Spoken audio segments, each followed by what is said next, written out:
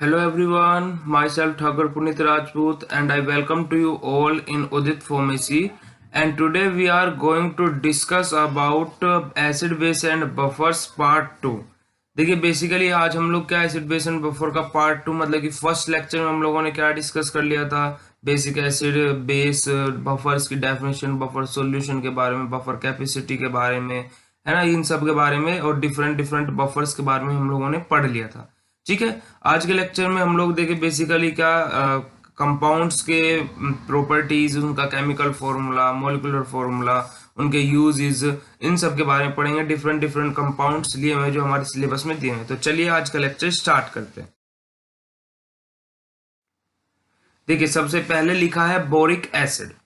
देखिए boric acid का सिनोनियम यानी कि बोरिक एसिड का दूसरा नाम क्या है, यानी कि सिनोनियम मतलब पर्यायवाची। तो बोरिक एसिड का दूसरा नाम क्या है? Orthoboric acid. ठीक है, मोलिकुलर फॉर्मूला क्या है बोरिक एसिड का? H3BO3।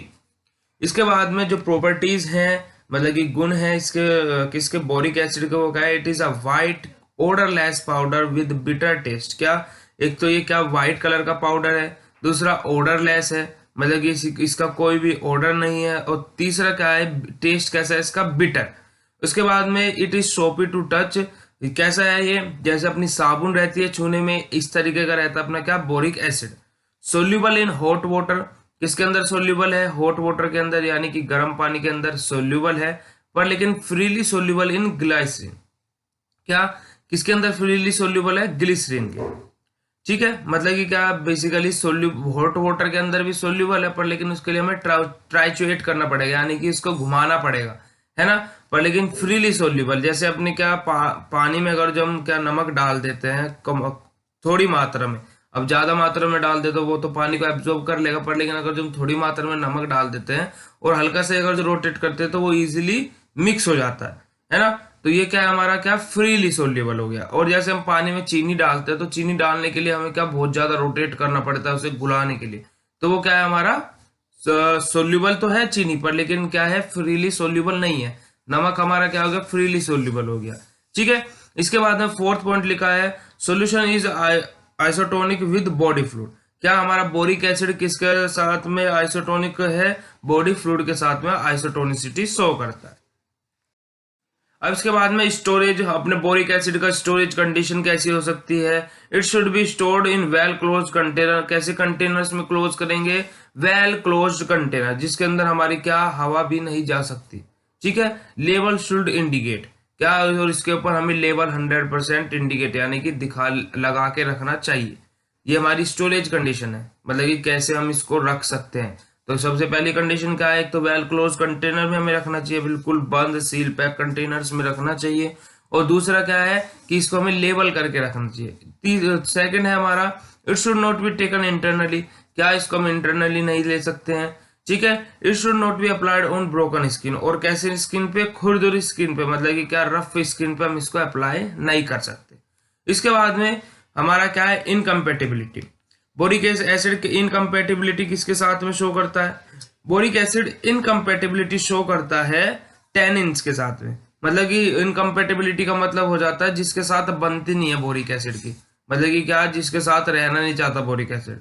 मतलब कि आप लोगों की लाइफ में भी होगा कि आपकी किसी से लड़ाई होगी या फिर कुछ होगा, तो आप बोलेंगे कि मान लीजिए आपकी किसी के साथ लड़ाई नहीं है, मान लीजिए अगर जो आपकी किसी के साथ लड़ाई है, अभी आपकी नॉर्मल लाइफ में नहीं है पर लेकिन लेट, है ना, तो मान लिया आपकी किसी के साथ में लड़ाई है और अब आपको उसी के साथ में बैठा दिया जा रहा है, तो आप क्या कहेंगे कि सर नहीं मैं इसके साथ नहीं बैठूंगा, यही कहेंगे ना। अब ये तो नहीं कहेंगे बैठ जा। तो ये है कि क्या इनकम्पेटिबिलिटी, मतलब कि बोरिक एसिड की किसके साथ में नहीं बनती, तो बोरिक एसिड इनकम्पेटिबिलिटी शो करता है टेनिन्स के साथ में। चलिए अब इसके यूजेस, अपने बोरिक एसिड के यूजेस क्या क्या है?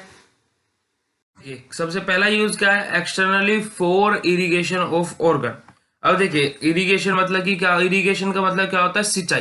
तो हमारे क्या, जो हमारे ऑर्गन क्या हो गया? अपने अंग हो गया, तो अंगों की सिंचाई के लिए बेसिकली हम किसका एक्सटर्नली मतलब कि बाहरी तत्व पे अंगों की जो हम सिंचाई सिंचाई करते हैं बेसिकली वो किसके द्वारा करते हैं? बोरिक एसिड के द्वारा। Cleaning of wounds. वाउंड्स मतलब कि बेसिकली अपने घाव, जो हमारे घाव हैं उनको साफ करने के लिए हम किसका यूज करते हैं? बोरिक एसिड का। Mild antiseptic. माइल्ड एंटीसेप्टिक का मीनिंग क्या हो जाएगा, मतलब कि छोटे मोटे एंटीसेप्ट, मतलब कि क्या है जन हम इसको माइल्ड मतलब होता है हल्का फुल्का, है ना। तो मतलब कि ऐसे ही छोटे मोटे सेप्टिक की तरह भी हम इसको बोरिक एसिड को यूज कर सकते हैं। डस्टिंग पाउडर, कैसे डस्टिंग पाउडर की तरह भी हम इसको यूज कर सकते हैं। Ingredients of mouth wash and I wash, क्या जो हमारे माउथ वॉश मतलब कि कैसे हमारे माउथ फ्रेशनर आते हैं, या फिर आई वॉश जो हमारे आई ड्रॉप्स आते हैं जो हमारी आई को क्लीन करते हैं, हम डालते हैं ना, तो वो क्या है उसके उनके इंग्रेडिएंट्स में भी हमारा क्या बोरिक एसिड का यूज होता है। बफर इन ऑप्थेल्मिक प्रिपरेशन, क्या बेसिकली जो हमारा हमने लास्ट लेक्चर में जब हमने बफर्स के बारे में पढ़ा था, वहां पे ऑप्थेल्मिक प्रिपरेशन के बारे में मैंने आपको बताया था। तो क्या होता है कि जो बफर इन ऑप्थेल्मिक प्रिपरेशन में भी एज एन बफर का रोल करता है कौन, बोरिक एसिड अपना, to reduce inflammation of various skin disorders, क्या रिड्यूस मतलब कि कम करता है किसको, inflammation of various skin disorder. Inflammation यानी कि कोई भी डिफरेंट डिफरेंट आपकी बॉडी स्किन पे रैशेज हो गए या फिर कुछ भी हो गए, तो उनको उनके ट्रीटमेंट के लिए भी हम किसको यूज कर सकते हैं, बोरिक एसिड का यूज कर सकते हैं। इसके बाद है हमारा क्या, सोडियम हाइड्रोक्साइड। सबसे पहले हमने क्या डिस्कस कर लिया, बोरिक एसिड के बारे में पूरा डिस्कस कर लिया। अब हमारा क्या आ गया, सोडियम हाइड्रोक्साइड। तो अब सोडियम हाइड्रोक्साइड का सिनोनिम यानी कि पर्यायवाची क्या होता है, कास्टिक सोडा। मैं आपको पहले दिन से बताता आ रहा हूँ कि सोडियम हाइड्रोक्साइड को और क्या बोलते हैं, कास्टिक सोडा बोलते हैं। और सोडियम हाइड्रोक्साइड का फॉर्मूला क्या है, NaOH। ठीक है, सोडियम मतलब Na और हाइड्रोक्साइड मतलब OH। अब देखिए प्रॉपर्टीज क्या होती है सोडियम हाइड्रोक्साइड की यानी कि कास्टिक सोडा की प्रॉपर्टीज क्या होती है। एक तो वाइट ऑर्डरलेस साल्ट है। देखिए जो अपना कास्टिक सोडा है NaOH है, वो एज एन हम क्या नमक की तरह भी यूज करते हैं। ठीक है, कास्टिक सोडा इसको हम बेसिकली साल्ट भी बोल सकते हैं। तो क्या है, वाइट ऑर्डरलेस साल्ट है सबसे पहले तो, अवेलेबल इन पैलेट्स फॉर्म, किसकी फॉर्म में, प्लेट्स की फॉर्म में अवेलेबल होता है। Soluble in water and alcohol, ये सोल्यूबल है किसके अंदर, पानी के अंदर और शराब के अंदर यानी कि अपनी अल्कोहल के अंदर। It is very strong base, कैसा है, बहुत स्ट्रॉन्ग बेस है ना। हमने जब क्या अपना बफर कैपेसिटी के बारे में पढ़ा था, तो वहां पे हमारा क्या था कि एक यूनिट अपने बफर सॉल्यूशन के पीएच को चेंज करने के लिए हमें कितना एसिड और कितना बेस डालना है ना। तो हम अगर जो स्ट्रॉन्ग एसिड यानी कि अपना कास्टिक सोडा मिक्स कर देंगे तो उसका एक यूनिट जो है पीएच में 100% चेंजेस आ जाएंगे, क्योंकि क्या है, स्ट्रॉन्ग बेस है हमारा कौन, कास्टिक सोडा। इसके बाद में स्टोरेज कंडीशन कैसी होनी चाहिए कास्टिक सोडा की, it is stored in tightly closed container, क्या टाइटली क्लोज कंटेनर में हम इसको स्टोर करके जा सकते हैं। And it absorb moisture and carbon dioxide, और क्या एब्जॉर्ब करता है, मॉइस्चर और कार्बन डाइऑक्साइड एब्जॉर्ब करता है। ठीक है, तो मॉइस्चर और कार्बन डाइऑक्साइड का तो एग्जांपल आप करके भी नहीं देख सकते, पर लेकिन मॉइस्चर 100% एब्जॉर्ब करा हुआ आप अपने कास्टिक सोडा के अंदर देख सकते हैं। कैसे, आप लोगों के घर में नमक जरूर होगा, आप अभी बारिश का भी टाइम चल रहा है, तो आप क्या कीजिए, नमक को ऐसे खुले में रख दीजिए, वो 100% मॉइस्चर एब्जॉर्ब कर लेगा एटमोस्फेयर से। तो इसी वजह से बोला है कि क्या जो अपना कास्टिक सोडा रहता है वो क्या मॉइस्चर एब्जॉर्ब करने वाला रहता है, मतलब कि मॉइस्चर को एटमोस्फेयर से एब्जॉर्ब कर लेता है और दूसरे कार्बन डाइऑक्साइड को भी एब्जॉर्ब करता है।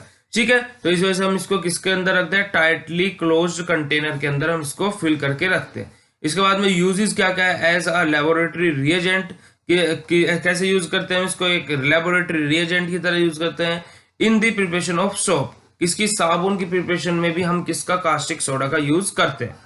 इसी फॉर्म में था हमारा अमोनियम हाइड्रोक्साइड, कलरलेस लिक्विड है ना, तो इसको क्या हमें वेपर की फॉर्म में कन्वर्ट नहीं करना है। चलिए अब इसके यूजेस देख लेते हैं। यूजेस क्या होते हैं, as a source of ammonia, क्या है बेसिकली अमोनिया के सोर्स की तरह यूज कर सकते हैं हम इसको। एंटा एसिड की तरह यूज कर सकते हैं।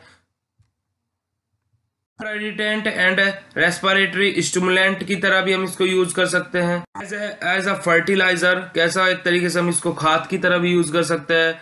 इसको अमोनियम हाइड्रोक्साइड को, NH4OH को, in preparations of aromatic spirit of ammonia, क्या aromatic spirit of ammonia basically हम किसके प्रिपरेशन में, एरोमेटिक और स्पिरिट ऑफ अमोनिया के प्रिपरेशन में हम किसको यूज कर सकते हैं, अपने NH4OH को यानी कि अमोनियम हाइड्रोक्साइड को। और अमोनिया हमारी कैसी गैस रहती है, अमोनिया हमारी रहती है टीयर गैस, है ना, ये आपको याद रखना है। कैसी गैस रहती है?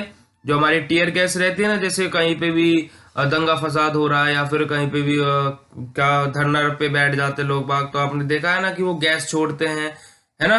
तो वो क्या रहती है? वो अमोनिया गैस ही रहती है, जिससे क्या आंसू निकलने स्टार्ट हो जाते हैं, टीयर गैस उसको बोलते हैं। इसके बाद में एज अ लेबोरेटरी रिएजेंट, और कैसे यूज करते हैं हम इसको? लेबोरेटरी रिएजेंट की तरह भी इसको यूज करते हैं। इसके बाद में हमारा क्या जाएगा? Calcium hydroxide. कैल्शियम हाइड्रोक्साइड का बेसिकली सिनोनियम क्या है? स्लेक्ड लाइम और हाइड्रेटेड लाइम। क्या? स्लेक्ड लाइम और हाइड्रेटेड लाइम दो पर्यायवाची हैं किसके? कैल्शियम हाइड्रोक्साइड के। फॉर्मूला इसका CaOH का होल ट्वाइस। अब इसकी प्रॉपर्टीज देख लेते हैं। प्रॉपर्टीज के क्या है? White soft powder, bitter in taste. क्या? एक तो ये व्हाइट का सफेद कलर का सॉफ्ट बिल्कुल मुलायम पाउडर है, बिटर इन टेस्ट है, स्लाइटली सोल्यूबल इन वाटर, मतलब कि क्या आराम आराम से घुलेगा किसके अंदर? वाटर के अंदर। इनसोल्यूबल इन अल्कोहल, और क्या अपनी वाइन के अंदर, अल्कोहल के अंदर इनसोल्यूबल रहेगा।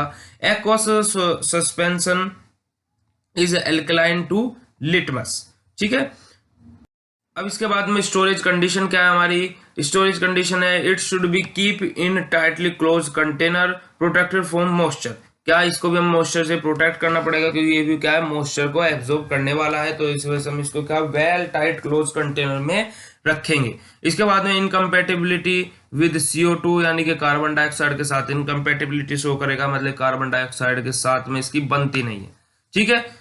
अब इसके बाद में यूजेस देख लेते हैं इसके। As a source of calcium, क्या कैल्शियम के सोर्स की तरह हम इसको यूज करते हैं। एन एंटासिड, एंटासिड की तरह भी यूज कर सकते हैं इसको। एज इलेक्ट्रोलाइट रिप्लेशर, रिप्लेंसर, क्या इलेक्ट्रोलाइट रिप्लेंसर की तरह भी यूज कर सकते हैं। एक्सट्रिंजेंट इन डायरिया, क्या डायरिया के basically as an astringent work करता है हमारा किसके अंदर? ये डायरिया के अंदर।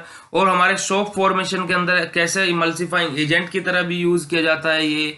और as irritation of ointment and skin lotion, क्या मतलब कि एज एन इंग्रेडिएंट, बेसिकली हम इसको एक इंग्रेडिएंट की तरह यूज कर सकते हैं किसके अंदर? अपनी ऑइंटमेंट के प्रिपरेशंस में, या फिर अपने स्किन लोशंस, जो अपने स्किन लोशन आते हैं, बॉडी लोशन जैसे sun cream, different different creams आती है, उनके फॉर्मेशन में भी हम इसका यूज करते हैं। ठीक है।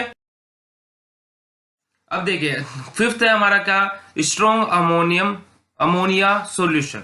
स्ट्रॉन्ग अमोनिया सॉल्यूशन का फॉर्मूला बेसिकली क्या है? NH3, यानी कि अमोनिया बेसिकली हम लोग पढ़ रहे हैं यहाँ पे। अमोनिया का फॉर्मूला क्या होता है? NH3 होता है। हमने स्ट्रॉन्ग अमोनियम हाइड्रोक्साइड ऑलरेडी पढ़ चुके हैं हम, जिसका केमिकल फॉर्मूला क्या था? NH4OH। और हमारा अमोनिया सॉल्यूशन का फॉर्मूला क्या है? NH3। इसके प्रॉपर्टीज देख लेते हैं। It is clear colourless liquid. क्या? एक तो साफ रहता है, पर दूसरा क्या रहता है? ये बिल्कुल कलरलेस, मतलब कि जिसका कोई कलर नहीं रहता, ऐसा लिक्विड है। Having an excluding pungent characteristic order. क्या? Excluding pungent, excluding pungent characteristic order रखता है ये। और वो कैसे रखता है? अपना पंजेंट ऑर्डर था किसका? अमोनियम हाइड्रोक्साइड का पंजेंट ऑर्डर था। और इसका क्या है? एक्सक्लूडिंग पंजेंट कैरेक्टरिस्टिक ऑर्डर है। It sufficient. और बेसिकली जो अपनी अमोनिया सॉल्यूशन है इसकी स्पेसिफिक ग्रेविटी कितनी रहती है? अबाउट 0.90। क्या स्पेसिफिक ग्रेविटी कितनी है? 0.90। इसके बाद में क्या होता है? Strong ammonia solution should be handling carefully. क्या बेसिकली हम प्रिकॉशंस क्या क्या देख सकते हैं इसके लिए?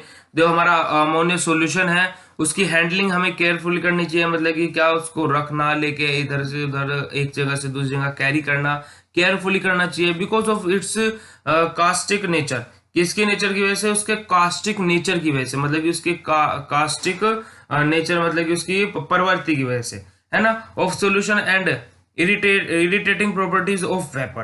क्या? और बेसिकली क्या इरिटेटिंग प्रॉपर्टी शो करता है वेपर्स के थ्रू? जैसे हमारा क्या अमोनियम हाइड्रोक्साइड भी ऐसे कर रहा था, और अमोनिया भी बेसिकली ऐसे, क्योंकि एक दूसरे के सिनोनियम से हैं भी, मतलब कि एक दूसरे से कोरिलेट करते हैं। क्योंकि अमोनिया के अंदर अगर जो अमोनिया की रिएक्शन आप वाटर के साथ कराएंगे NH3 + H2O, तो आपका क्या फॉर्मेशन हो जाएगा? NH4OH। अब आपका फॉर्म हो जाएगा वहां से। डायरेक्ट एडिशन रिएक्शन होती है हमारी। ठीक है। तो अब देखिए देखिए क्या होता है। अब आप NH3 की रिएक्शन अगर जो आप करा रहे हैं, NH3 react with water H2O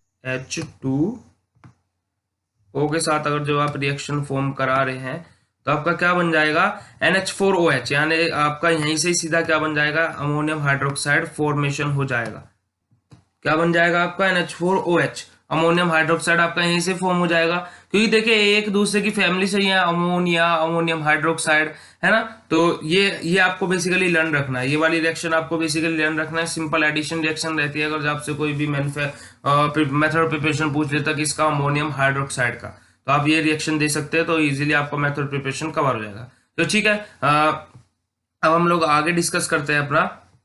देखिए अब हम लोग cool the containers well before opening the cover the close with the cloth और अदर मटेरियल व्हाइल ओपनिंग। क्या देखिए cool the containers well before, cool the container जब अगर जो हमें को अपने कंटेनर को ओपन करना है, जैसे जब हमारा अमोनिया का कंटेनर है उसको हमने क्या वेल क्लोज था, अगर जब उसे कंटेनर को ओपन करना है सबसे पहले उसे ठंडा कर लीजिए।